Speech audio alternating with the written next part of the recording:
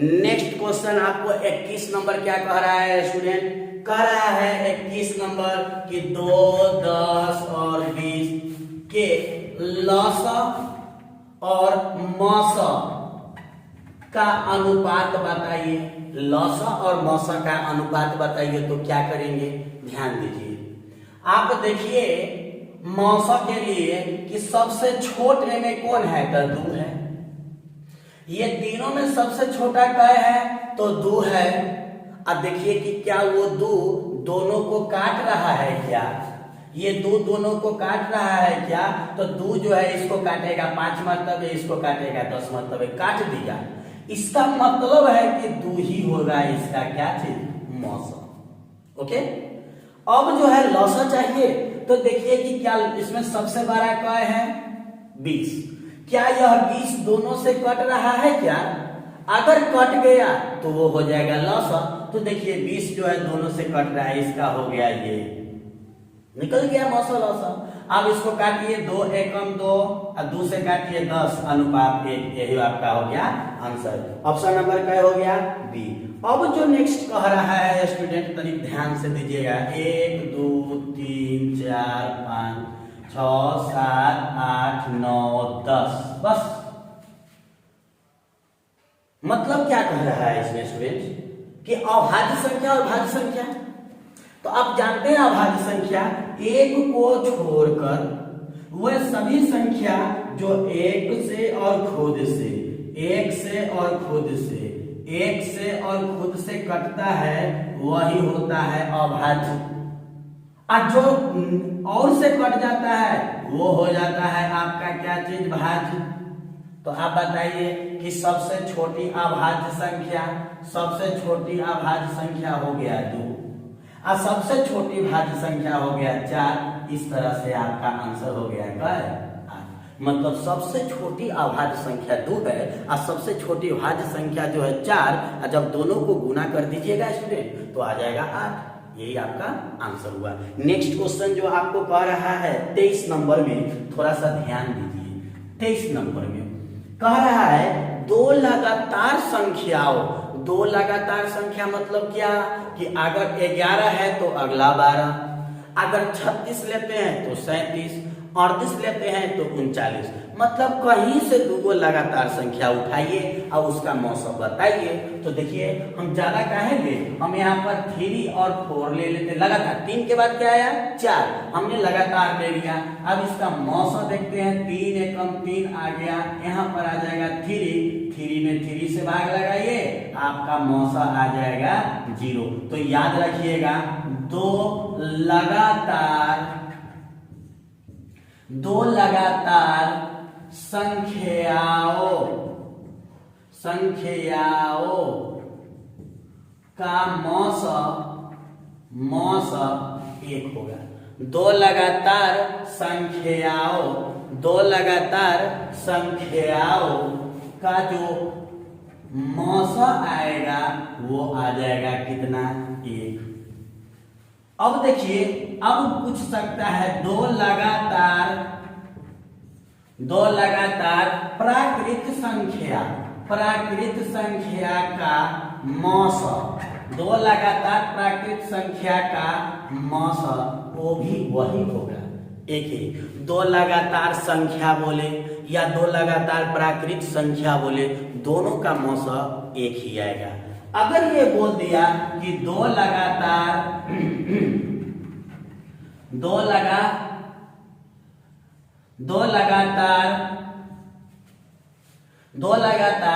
सम संख्या का मौसम, जब 2 लगातार संख्या का मौसम पूछेगा तो आप क्या कीजिएगा कि 2 लीजिए, 2 के बाद क्या लीजिएगा 4 लीजिए, 2 और 4 का मौसम निकालिए, 2 दूना 4 मतलब ये।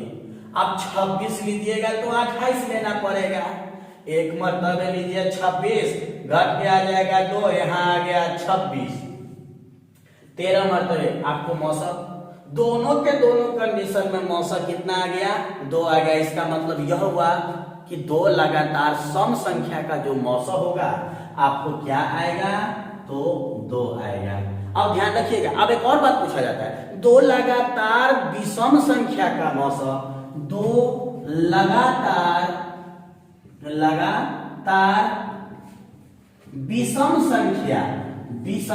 संख्या का मौसा, विषम संख्या का मौसा वो होता है एक।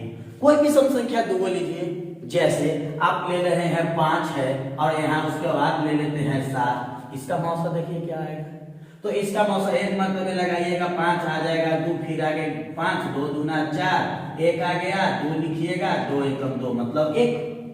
दो लगातार संख्या का मौसा जो है स्टूडेंट हमेशा एक आता है। अब आप ध्यान रखिएगा, इसको नोट कर लेना कि अगर दो लगातार संख्या का मौसा बोले तो 1 आएगा, दो लगातार प्राकृतिक संख्या का मौसा बोले तो 1 आएगा, दो लगातार विषम संख्या का मौसा बोलेगा तो 1 आएगा।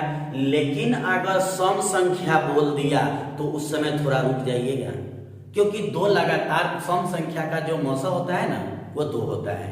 उसके बाद अभाज्य संख्या बोलेगा जो हमने नहीं लिखी, दो लगातार अभाज्य संख्या का मौसा भी जो होता है ना स्टूडेंट वो 1 ही होता है। तो याद रखिएगा, इस तरह के बहुत सारे क्वेश्चन आएंगे। ओके स्टूडेंट, अब क्वेश्चन नंबर 24 देखते हैं कि क्या है। 24 क्वेश्चन नंबर 24, क्वेश्चन नंबर 24 में आपको बोल रहा है कि 5005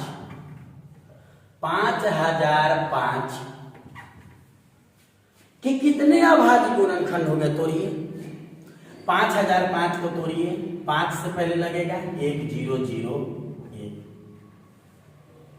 अब कैसे लगेगा, तो आप लगाइए, आप इसको 7 से देखिए लगाकर, 7 से, तो 7 में से जब भाग लगाइएगा तो 7 एकम 7, यहाँ आ जाएगा 3 0, 7 चौक 28, यहाँ आ जाएगा 2 1 3 मत ओ 143।